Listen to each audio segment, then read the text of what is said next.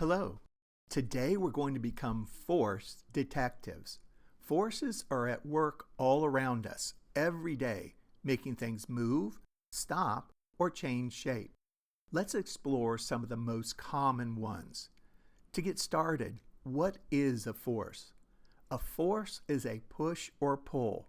Forces are not always visible, but they're always at work. Forces can cause things to move, stop moving, or change their shape. To begin, why do things fall to the ground? That's the force of gravity. It's the force that pulls everything towards Earth. Gravity is the reason you come back down when you jump up. It's what keeps us from floating away. Next, imagine you're trying to slide down a slide. If the slide is wet, you go super fast.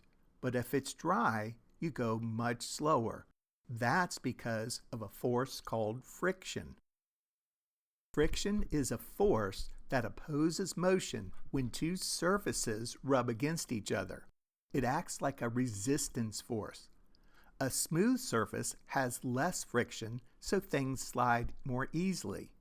A rough surface has more friction, making it harder for things to slide on that surface. Have you ever tried running with the wind blowing hard in your face? You feel a force pushing against you, right? That's air resistance. Air resistance is the force of air pushing against moving objects.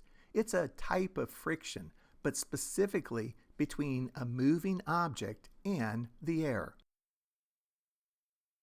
A parachute uses air resistance to slow down a skydiver. The bigger the parachute, the more air resistance, and the slower the skydiver falls. This is a force we use ourselves. If we kick a ball, you're applying a force to make it move.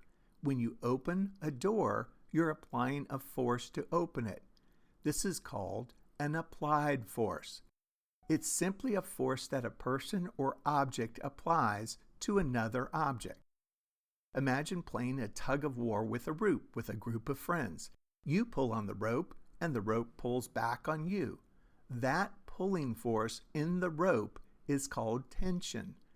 Tension is the force transmitted through a rope, string, or wire when it's pulled tightly by forces acting from the opposite ends. Forces are everywhere. They're what make things move, stop, and change shape. We've learned about gravity, friction, air resistance, applied force, and tension. Understanding forces helps us understand the world around us. Thank you for watching.